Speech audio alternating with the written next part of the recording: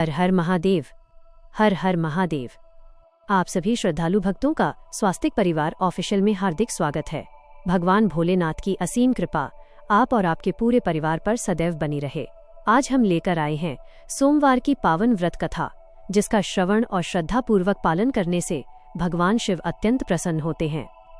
शास्त्रों के अनुसार सोमवार का व्रत करने से जीवन के सभी कष्ट दूर होते हैं, मनोकामनाएं पूर्ण होती हैं, परिवार में सुख शांति और समृद्धि का वास होता है तथा भगवान शिव और माता पार्वती की विशेष कृपा प्राप्त होती है। जो भक्त सच्चे मन से सोमवार का व्रत रखते हैं और इस पवित्र कथा का श्रवण करते हैं, उनके जीवन में आने वाली बाधाएं दूर होती हैं और उन्हें स्वास्थ्य, धन, सौभाग्य तथा आध्यात्मिक उन्नति का आशीर्वाद मिलता है। यदि आप भी महादेव का आशीर्वाद पाना चाहते हैं तो इस कथा को अंत तक श्रद्धा और विश्वास के साथ अवश्य सुनें।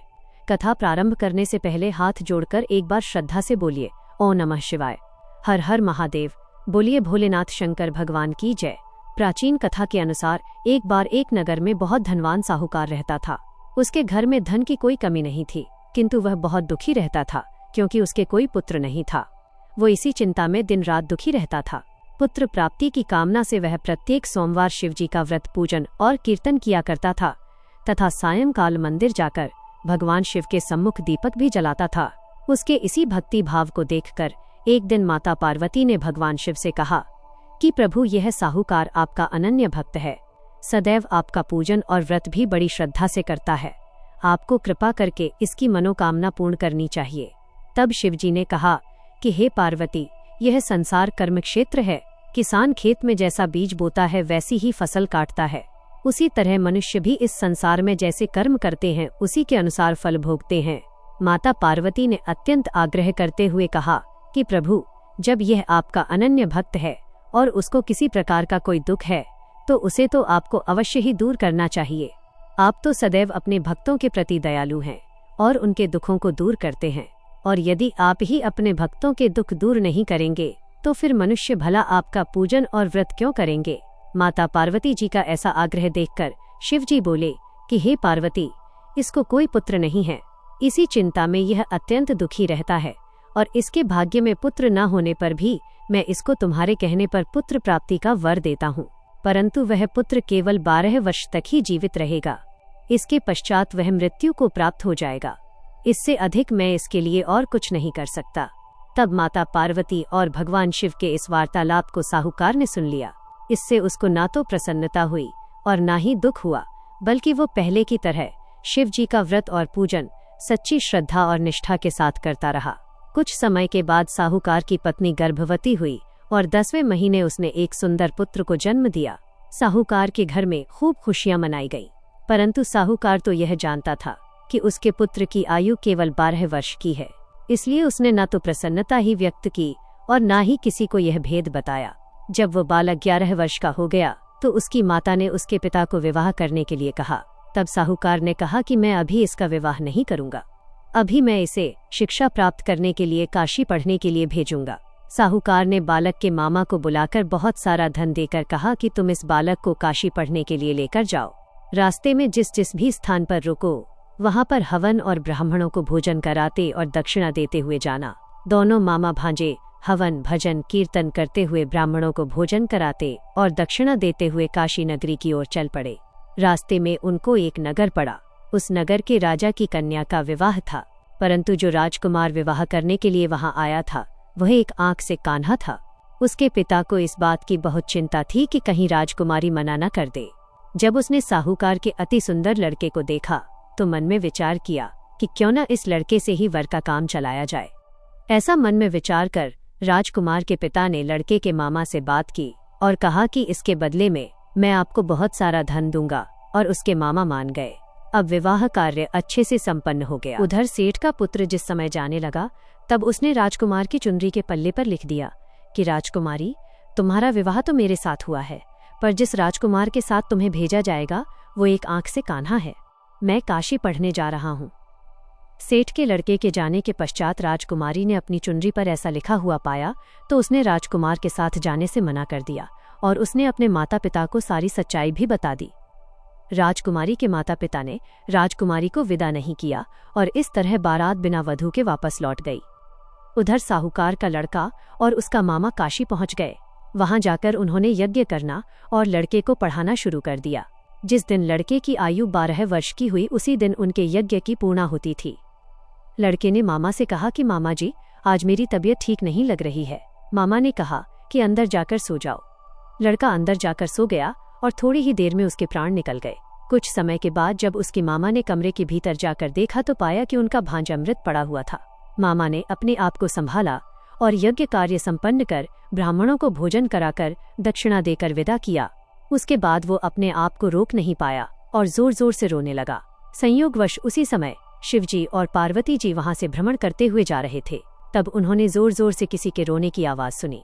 ये देखकर माता पार्वती जी भोलेनाथ से कहने लगीं कि स्वामी, कोई दुखियारा आपको पुकार रहा है, आपको इसकी सहायता अवश्य करनी चाहिए। तब माता पार्वती जी और भोलेनाथ वहां गए तो देखा कि वहां एक लड़का मृत पड़ा है। माता पार्वती जी कहने लगीं कि स्वामी, यह तो वही लड़का है जो आपके वरदान से उत्पन्न हुआ है। तब भगवान शिव ने कहा कि हे पार्वती, इसकी आयु इतनी ही है और यह भोग चुका है। ये देखकर करुणामयी माता पार्वती जी ने भगवान से फिर कहा कि प्रभु, इसको जीवन दान दो, नहीं तो इसके माता पिता इसके वियोग में तड़प तड़प कर मर जाएंगे। माता पार्वती जी के बार बार आग्रह करने पर भगवान शिव ने उसको जीवन दान दे दिया और भगवान की कृपा से वो लड़का जीवित हो गया, जिससे उसके मामा अत्यधिक प्रसन्न हो गए। इसके बाद भगवान शिव और देवी पार्वती जी कैलाश पर चले गए। इधर शिक्षा पूरी होने पर उसके मामा और भांजा यज्ञ करते हुए ब्राह्मणों को भोजन कराते, दक्षिणा देते हुए अपने घर की ओर वापस लौट पड़े। रास्ते में उसी नगर में आए जहां उस लड़के का विवाह राजकुमारी से हुआ था। वहां जाकर उन्होंने यज्ञ आरंभ कर दिया।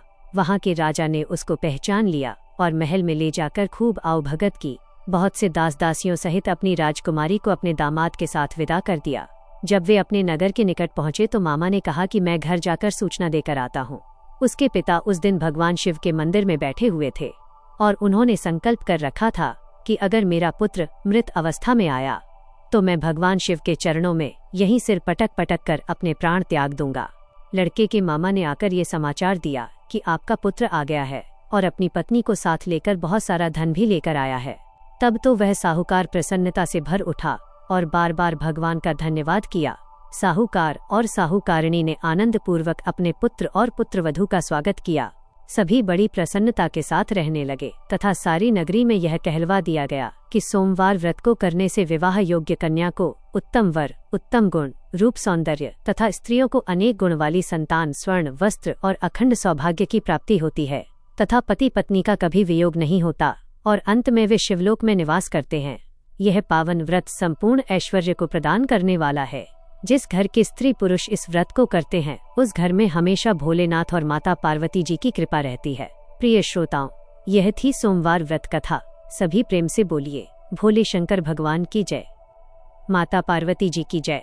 अब सुनिए 16 सोमवार व्रत कथा। एक बार भोलेनाथ और माता पार्वती जी मृत्यु लोक में भ्रमण करने पधारे। दोनों विदर्भ देश में अमरावती नाम की सुंदर नगरी में जा पहुंचे।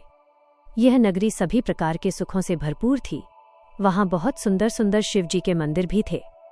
भगवान शंकर देवी पार्वती जी के साथ उन्हीं में से एक मंदिर में निवास करने लगे। एक दिन माता पार्वती ने भोलेनाथ के साथ चौसर खेलने की इच्छा प्रकट की। भगवान शिव ने उनकी बात सुन ली और वे दोनों चौसर खेलने लगे। तभी मंदिर का पुजारी पूजा करने आया। माता पार्वती ने पुजारी से पूछा कि पुजारी जी बताओ, हम में से कौन जीतेगा? पुजारी जी ने कहा कि महादेव ही जीतेंगे। थोड़ी ही देर बाद खेल समाप्त हुआ तो विजय देवी पार्वती जी की हुई। माता पार्वती ने पुजारी जी से पूछा कि बताओ पुजारी जी, हम में से विजय किसकी हुई? तब पुजारी जी ने महादेव को ही विजय होने की बात बताई। यह सुनकर देवी पार्वती जी को पुजारी जी पर क्रोध आया और उन्हें कोढ़ी होने का श्राप दे दिया। कोढ़ से ग्रस्त पुजारी बहुत दुखी रहने लगे। एक दिन देवलोक की अप्सरा भगवान शिव की पूजा करने के लिए उस शिव मंदिर में आई। पुजारी जी की कोढ़ की अवस्था देखकर दया भाव से पूछताछ करने लगी। तब पुजारी जी ने सारी बात अप्सरा को बता दी। उनमें से एक अप्सरा बोली कि आप सभी व्रतों में श्रेष्ठ 16 सोमवार के व्रत करो, इससे शिवजी प्रसन्न होंगे और वे तुम्हारे कष्ट अवश्य दूर करेंगे। पुजारी जी ने इस व्रत की विधि पूछी। तब अप्सराओं ने बताया कि सोमवार के दिन व्रत रखो, स्वच्छ वस्त्र धारण करो, संध्या और उपासना के बाद आधा किलो गेहूं का आटा लेकर इसके 3 भाग करो। घी, गुड़, दीप, नैवेद्य, पुंगी फल, बेलपत्र, जनेऊ जोड़ा, चंदन, अक्षत और पुष्प आदि से प्रदोष काल में भगवान शंकर का पूजन करो। 3 भागों में से 1 भाग शिवजी को अर्पण करो, बाकी 2 को शिवजी के प्रसाद के रूप में उपस्थित जन को बांट दो। खुद भी प्रसाद ग्रहण करो। इस तरह 16 सोमवार व्रत करो। 17वें सोमवार को पाव भर की पवित्र आटे की बाटी बनाओ, उसमें घी और गुड़ मिलाकर चूरमा बनाओ। शिवजी को भोग लगाकर उपस्थित भक्तों में बांट दो। इसके बाद परिवार सहित प्रसाद ग्रहण करो तो इससे सभी मनोरथ पूर्ण हो जाते हैं। ऐसी बात बताकर अप्सराएं चली गईं। पुजारी जी ने अप्सराओं की बताई विधि अनुसार 16 सोमवार के व्रत किए, जिसके पुण्य प्रताप से भगवान शिव की कृपा और माता पार्वती की दया से पुजारी जी कोढ़ मुक्त हो गए और आनंद से रहने लगे। कुछ समय के बाद भगवान शिव और देवी पार्वती जी वापस उसी मंदिर में आए। देवी पार्वती ने पुजारी जी को निरोगी देखकर कारण पूछा तो पुजारी जी ने 16 सोमवार व्रत की महिमा बताई। पार्वती जी खुद भी 16 सोमवार व्रत रखने के लिए तैयार हो गईं और इस व्रत को करने से उनके रूठे हुए पुत्र कार्तिकेय जी देवी पार्वती जी के आज्ञाकारी हो गए। कार्तिकेय जी ने जब माता से पूछा कि माता आपने ऐसा क्या किया जिससे मेरा हृदय परिवर्तन हो गया, तब देवी पार्वती ने 16 सोमवार की कथा उन्हें सुना दी। कार्तिकेय जी ने अपने विशेष मित्र से जो कहीं खो गया था उससे मिलने की कामना में 16 सोमवार के व्रत किए तो उनका खोया हुआ मित्र उन्हें जल्दी मिल गया। मित्र ने इस आकस्मिक मिलन का कारण पूछा तो कार्तिकेय जी ने उसे 16 सोमवार का व्रत करना बताया। मित्र ने व्रत की विधि विधान पूछा और स्वयं के विवाह की मनोकामना से 16 सोमवार के व्रत धारण किए। इसके बाद कार्तिकेय जी का मित्र एक स्वयंवर सभा में गया तो वहां की राजकुमारी ने आकर्षित होकर उसके गले में वरमाला डाल दी और उसे अपना पति स्वीकार कर लिया। तब राजा ने बहुत सारा धन और सामान देकर उसको भेजा। अब वे दोनों सुख से रहने लगे। जब 16 सोमवार के व्रत का उसकी पत्नी को पता लगा तो उसने पुत्र प्राप्ति की कामना से 16 सोमवार के व्रत किए। उसके कुछ समय बाद एक अति सुंदर, सुशील और बुद्धिमान पुत्र प्राप्त हुआ। जब वो बड़ा हुआ तो उसने अपनी माँ से 16 सोमवार के व्रत की गाथा सुनी। तब उसने भी राज्याधिकार प्राप्त करने के लिए 16 सोमवार के व्रत शुरू कर दिए। एक राजा को अपनी कन्या के लिए योग्य पुरुष की खोज थी। राजा ने अपनी कन्या का विवाह उस सर्वगुण संपन्न पुरुष से कर दिया। राजा के कोई पुत्र नहीं था तो उसने अपने दामाद की योग्यता देखकर उसे राजा बना दिया। राजा बनने के बाद भी वो 16 सोमवार के व्रत करता। 17वां सोमवार आने पर उसने अपनी पत्नी से शिवजी की पूजा के लिए मंदिर चलने को कहा तो उसने दासियों से कहकर पूजा की सामग्री तो भिजवा दी, लेकिन खुद नहीं गई। अब इधर राजा ने शिवजी की पूजा समाप्त की तो आकाशवाणी हुई कि हे राजा, अपनी रानी को राजमहल से निकाल दे, नहीं तो सर्वनाश हो जाएगा। राज दरबार में आकर सभासदों से विचार विमर्श किया और सर्वनाश के भय से रानी को राजमहल से निकाल दिया गया। अपने दुर्भाग्य को कोसती हुई रानी नगर से बाहर चली गई। दुखी मन से चलते हुए वो एक गांव में जा पहुंची। वहां पर एक बूढ़ी माई थी जो सूत बेचा करती थी। बूढ़ी माई ने दया करके रानी को अपने साथ सूत बेचने के लिए रख दिया। जब से रानी को साथ रखा, बूढ़ी माई का तो सूत बिकना ही बंद हो गया। बूढ़ी माई ने रानी से वहां से जाने को कह दिया। अब रानी एक तेली के यहाँ काम मांगने गई। उसी समय तेली के मटके चटक गए और सारा तेल बह गया। तेली ने भी उसे वहां से भगा दिया। दुखी होकर रानी एक नदी के पास गई तो नदी का सारा पानी सूख गया। वह एक पेड़ के नीचे बैठी तो पेड़ के सारे पत्ते सूखकर गिर गए। आसपास के लोगों ने जब ये सब कुछ देखा तो उसे पकड़कर मंदिर के पुजारी गोसाई जी के पास ले गए। गोसाई जी देखते ही जान गए कि यह कोई विधि की मारी कुलीन स्त्री है। गोसाई जी ने रानी से कहा कि वह उनके आश्रम में उनकी पुत्री की तरह रह सकती है। अब रानी आश्रम में रहने लगी। रानी भोजन बनाती थी तो उसमें कीड़े पड़ जाते थे। पानी भरकर लाती तो वो गंदा हो जाता था। अब तो गोसाई जी ने एक दिन दुखी होकर उससे पूछा कि बेटी, तुम्हारी ये दशा कैसे हुई? यह किस देवता का कोप है? तब रानी ने शिवजी की पूजा में न जाने वाली बात गोसाई जी को बताई तो गोसाई जी बोले कि पुत्री, तुम 16 सोमवार के व्रत करो, इससे तुम अपने सभी कष्टों से मुक्ति पा सकती हो। गोसाई जी की बात मानकर रानी ने 16 सोमवार के व्रत किए। 17वें सोमवार के दिन विधि विधान से शिवजी की पूजा भी की। पूजन के प्रभाव से राजा को इधर महल में रानी की याद सताने लगी और रानी को ढूंढने के लिए उसने चारों दिशाओं में अपने दूत भेज दिए। रानी की खोज में घूमते घूमते दूत गोसाई जी के आश्रम में भी पहुंच गए। राजा को खबर लगी तो राजा रानी को ले जाने आश्रम पहुंच गया। गोसाई जी से बोला कि ये मेरी पत्नी है। शिव जी के क्रोध के कारण मैंने इसे महल से निकाल दिया था। अब जब शिवजी का प्रकोप शांत हो चुका है तो इसे मेरे साथ जाने की आज्ञा दीजिए। गोसाई जी ने रानी को राजा के साथ जाने की आज्ञा दे दी। रानी बहुत प्रसन्न हुई। राजा और रानी के आने की खुशी में नगरवासियों ने खूब सजावट की और मंगल गीत गाए। पंडितों ने मंत्र आदि गाकर स्वागत किया। इस तरह धूमधाम से रानी का महल में प्रवेश हुआ। राजा ने ब्राह्मणों को दान आदि दिए और याचकों को धन धान्य दिया। जगह जगह भूखे लोगों को भोजन खिलाने के लिए भंडारे खुलवाए। राजा रानी 16 सोमवार के व्रत करते हुए, शिवजी का विधि विधान से पूजन करते हुए सुखपूर्वक लंबे समय तक जीवन बिताने के बाद शिवलोक को पधार गए। इस प्रकार जो भी मनुष्य मन, वचन और कर्म से, भक्ति भाव से 16 सोमवार के व्रत और पूजन विधि विधान से करता है, कथा का श्रवण करता है, वह सभी सुखों को प्राप्त करके अंत में शिवलोक को गमन करता है और यह व्रत सभी मनोरथ पूर्ण करने वाला है। एक प्राचीन कथा के अनुसार एक बार भगवान शिव वन विहार के लिए गए हुए थे। तभी देवर्षि नारद कैलाश पर्वत पर पहुंचे और माता पार्वती को प्रणाम करते हुए कहने लगे कि नारायण नारायण, हे माते, भगवान भोलेनाथ कहीं दिखाई नहीं दे रहे। तब माता पार्वती ने उत्तर दिया कि देवर्षि, वे अभी वन विहार के लिए गए हुए हैं, कुछ समय बाद आने ही वाले होंगे। तब देवर्षि नारद ने माता पार्वती से कहा कि माता, अगर आपकी आज्ञा हो तो आपसे मैं एक विनती करना चाहता हूँ। माता पार्वती ने कहा कि कहो नारद, क्या कहना चाहते हो? तब देवर्षि नारद मुनि बोले कि हे माता पार्वती, तीनों लोकों के पालनहार भगवान शिव तो अमर हैं, लेकिन आपका कई बार जन्म हो चुका है। उन्होंने आपको कभी अमर कथा नहीं सुनाई है, इसका क्या कारण है? और भोलेनाथ तो अमर कथा जानते हैं, और जो अमर कथा सुन लेता है वो जन्म मरण के चक्कर से मुक्त हो जाता है और 84 लाख योनियों के चक्कर में भी नहीं आता। अगर आप चाहें तो भोलेनाथ से कथा सुन सकती हैं। इतना कहते हुए नारद मुनि आज्ञा लेकर कैलाश पर्वत से वापस चले गए। अब इधर माँ पार्वती व्याकुल होकर भगवान शंकर की प्रतीक्षा करने लगी। जब भोलेनाथ वन विहार से वापस लौटकर आए तो देवी पार्वती ने भगवान शंकर से कहा कि हे स्वामी, आप तो सृष्टि के दाता हो, जगत के भाग्य विधाता हो, और आपकी अर्धांगिनी अत्यंत कष्ट से व्याकुल हो रही है। तब भगवान भोले शंकर ने माता पार्वती से उनके कष्ट का कारण पूछा। तब माता पार्वती ने कहा कि हे प्रभु, आप तो जन्म मरण से मुक्त हो और मुझे संसार में कई बार जन्म लेना पड़ता है। इस बंधन को दूर करने के लिए आप मुझे अमर कथा सुनाने की कृपा करें, नहीं तो मैं अभी आपके चरणों में प्राण त्याग दूंगी। भगवान शिव ने देवी पार्वती की हठ देखी तो कहने लगे कि देवी, इस संसार सागर को पार करने का रास्ता अत्यंत कठिन है। इसमें बहुत से लोग सत्कर्मों को भूलकर 5 विषयों का शिकार बन जाते हैं, कुकर्मों में फंसकर अपने कर्मों का फल भोगते हैं और बार बार जन्म मरण के 84 योनियों के चक्कर में फंसे रहते हैं। उन पर भगवान कभी प्रसन्न नहीं होते। जब तक कि जीव को अपनी आत्मा से भगवान भक्ति और सत्य धर्म के प्रचार का ज्ञान न हो तो वो सफलता प्राप्त नहीं कर सकता। मैं तो शक्ति, भक्ति, सत्य धर्म के पूर्ण ब्रह्म ज्ञान के द्वारा ही अमर हूँ और जन्म मरण से भी मैं मुक्त हूँ।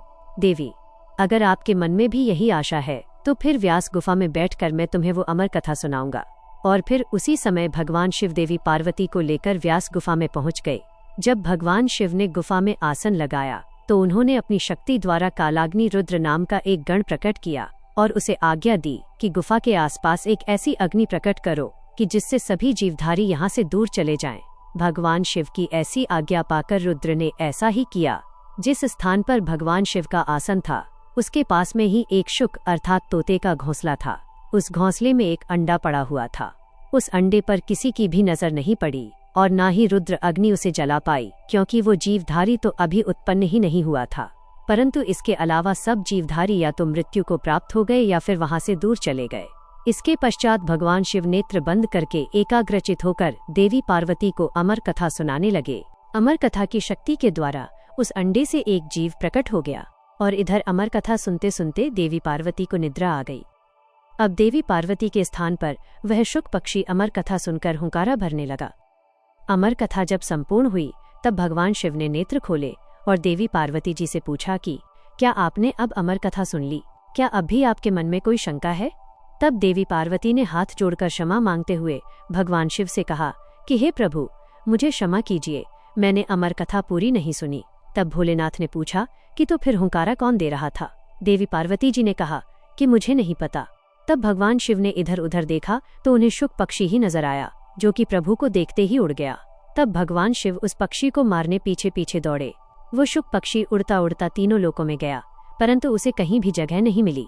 उस समय श्री वेद व्यास जी की धर्मपत्नी अपनी कुटिया के आंगन में सिर के बालों को सुखाते हुए जमाई ले रही थी। तभी वह शुक पक्षी उनके मुख के द्वारा उनके उदर में प्रवेश कर गया।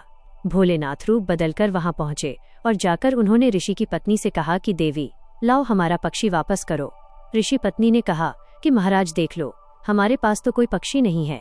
तब भगवान शिव कहने लगे कि वह पक्षी जो अभी अभी तुम्हारे पास आया है और अभी भी तुम्हारे पास है, सिर्फ अपना स्वरूप बदलने के लिए वह तुम्हारे गर्भ में आलोप हो गया है। जब ऋषि पत्नी नहीं मानी, तब भगवान शिव ने वेद व्यास जी से कहा कि आपकी पत्नी के मुख द्वारा हमारा पक्षी इनके पेट में चला गया है, आप अपनी पत्नी से पूछ लो उसके पेट में हमारा पक्षी गया है कि नहीं। तब वेद व्यास जी ने अपनी पत्नी से पूछा कि तुम्हारे पेट में कोई पक्षी गया है क्या। व्यास मुनि की पत्नी कहने लगी कि नहीं, मैंने तो किसी भी पक्षी को नहीं देखा, लेकिन प्रभु ऐसा अनुभव होता है कि जैसे कोई जीव मेरे पेट में है। व्यास मुनि ने प्रभु से प्रार्थना की कि हे महाराज, आपका वचन तो सत्य है, परंतु स्त्री के गर्भ से पक्षी भला कैसे निकल सकता है। इसका तो बस एक ही उपाय है कि इस स्त्री को मारकर उसके पेट से पक्षी को निकाल लिया जाए। भगवान शिव कहने लगे कि इतनी सी बात के लिए भला इस स्त्री को मारने की क्या आवश्यकता है। इस नादान स्त्री पर तो हमें बहुत तरस आ रहा है। हमें तो उस शैतान पक्षी पर क्रोध आ रहा है जो अपना स्वरूप बदलने के लिए इस बेचारी स्त्री के गर्भ में आलोप हो गया है। जब वो बाहर आएगा तब हम उसे मार देंगे। व्यास मुनि कहने लगे कि हे महाराज, इसका क्या उपाय है, आपकी जो इच्छा है वो आप कर सकते हैं। ये शब्द सुनकर शुक पक्षी शंकर जी के भय से माता के गर्भ से बाहर ही नहीं आया। अब त्रिलोक स्वामी भी वहीं बैठकर शुक पक्षी के बाहर आने की प्रतीक्षा करने लगे।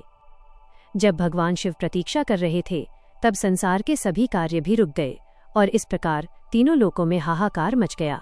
अब देवी देवता विचार विमर्श करने लगे कि भगवान शंकर को कैसे वापस लाया जाए। तब देवताओं से आज्ञा पाकर नारद जी व्यास मुनि के द्वार पर शंकर जी के पास पहुंचे और जाकर प्रणाम करके भगवान शंकर से कहने लगे कि हे डमरूधारी, हे त्रिशूलधारी, हे तीनों लोकों के पालनहार, हे महाकालेश्वर, हे नीलकंठ, हे भोलेनाथ, आपका यहाँ कैसे आना हुआ। तब शंकर जी कहने लगे कि नारद जी, ये समस्या आपकी ही पैदा की हुई है और आप मुझसे ही पूछ रहे हैं। शुक पक्षी व्यास मुनि की पत्नी के गर्भ में आलोप हो गया है। जब वो बाहर आएगा तब मैं उसे मारकर ही वापस आऊंगा। देवर्षि नारद ने कहा कि प्रभु, आपका तो वचन है कि जो भी अमर कथा सुन लेता है वो अमर हो जाता है, वो जन्म मरण के चक्कर से भी मुक्त हो जाता है।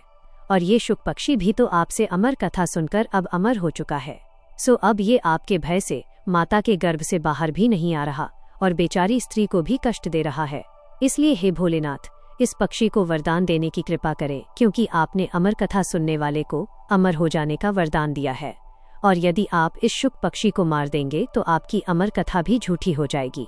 तब भगवान शिव ने उस शुक को अमर हो जाने का वरदान दिया और वे वापस कैलाश पर्वत पर लौट गए। और फिर वही शुक व्यास जी के अयोनिस पुत्र बने।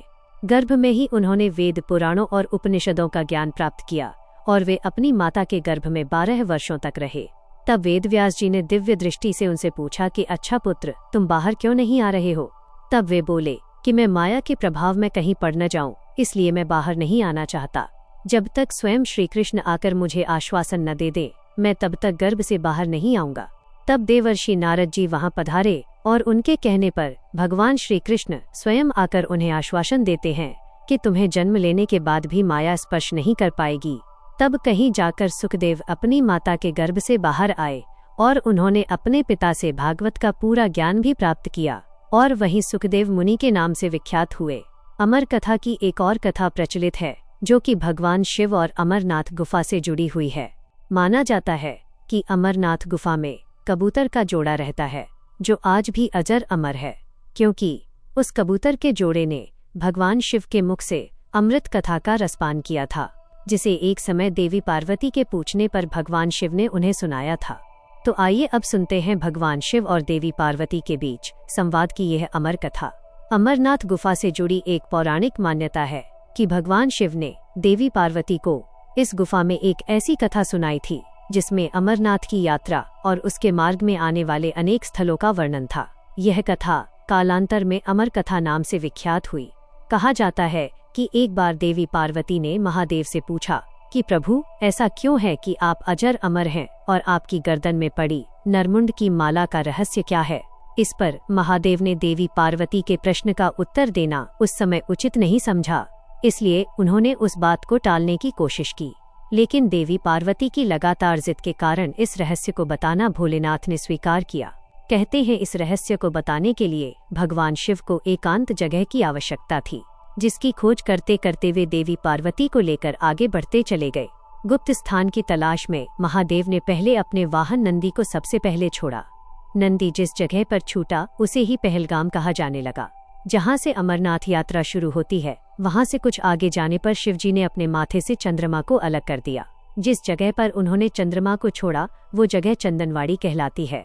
इसके बाद भगवान शिव ने गंगा जी को पंचतरणी में और गले के सांपों को शेषनाग पर छोड़ दिया, जिस कारण इस पड़ाव का नाम शेषनाग पड़ गया। अमरनाथ यात्रा का अगला पड़ाव गणेश टॉप है। मान्यता है कि इस स्थान पर भगवान शिव ने अपने पुत्र गणेश को छोड़ा था। इस प्रकार इन सभी को पीछे छोड़ने के बाद भगवान शिव ने देवी पार्वती के साथ उस गुफा में प्रवेश किया। कोई भी तीसरा प्राणी इसमें प्रवेश न कर पाए, इसके लिए भगवान शिव ने गुफा के चारों ओर अग्नि को प्रज्वलित कर दिया। इसके बाद महादेव ने जीवन के उस गूढ़ रहस्यों की कथा शुरू कर दी। कहते हैं कथा सुनते सुनते देवी पार्वती को निद्रा आ गई थी। उस समय वो कथा वहाँ 2 सफेद कबूतर भी सुन रहे थे। जब कथा समाप्त हुई और भगवान शिव का ध्यान माता पार्वती पर गया तो उन्होंने देवी पार्वती को सोया हुआ पाया और महादेव की दृष्टि उन दोनों कबूतरों पर पड़ी। दरअसल वे दोनों कबूतर उससे पहले वहां पर उपस्थित एक घोंसले में पड़े हुए थे जो कि अंडे के रूप में थे। इसी बीच में अंडे फूटे और उसमें से 2 नन्हे नन्हे कबूतर निकल आए और उन्हीं कबूतरों ने भगवान शिव के द्वारा सुनाई गई कथा का श्रवण कर लिया था। और जब कथा के बीच में देवी पार्वती सो गई थी तब उनकी जगह पर वे दोनों कबूतर ही हुंकारा भर रहे थे। यह बात जानकर महादेव को उन पर बड़ा क्रोध आया। वे उन्हें मारने के लिए दौड़े। फिर वे दोनों कबूतर स्वयं ही महादेव के पास आकर बोले कि हे महादेव, अगर आपने हमें मार दिया तो आपकी अमर कथा तो झूठी हो जाएगी, क्योंकि हमने तो आपकी अमर कथा सुन ली है।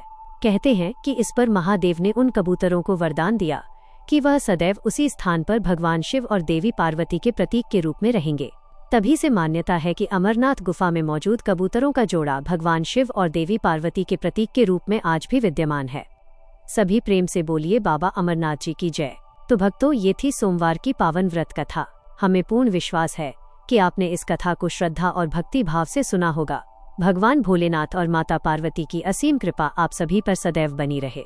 आपके जीवन के सभी दुख, कष्ट और बाधाएं दूर हों तथा आपके घर परिवार में सुख, शांति, समृद्धि और खुशहाली का वास हो। यदि आपको यह कथा पसंद आई हो और इससे आपको आध्यात्मिक शांति एवं प्रेरणा मिली हो तो कृपया इस वीडियो को लाइक करें, अपने परिवार और मित्रों के साथ शेयर करें और ऐसे ही धार्मिक व्रत, कथा, पूजा विधि एवं सनातन धर्म से जुड़ी पावन जानकारियां प्राप्त करने के लिए हमारे चैनल स्वास्तिक परिवार ऑफिशियल को सब्सक्राइब करें। साथ ही बेल आइकन को भी अवश्य दबाएं ताकि हमारी हर नई वीडियो की सूचना आपको सबसे पहले मिल सके। अंत में एक बार पूरे श्रद्धा भाव से बोलिए ओम नमः शिवाय, हर हर महादेव। बोलिए भोलेनाथ शंकर भगवान की जय। आपका दिन मंगलमय हो। फिर मिलेंगे एक नई पावन कथा के साथ। धन्यवाद। जय भोलेनाथ।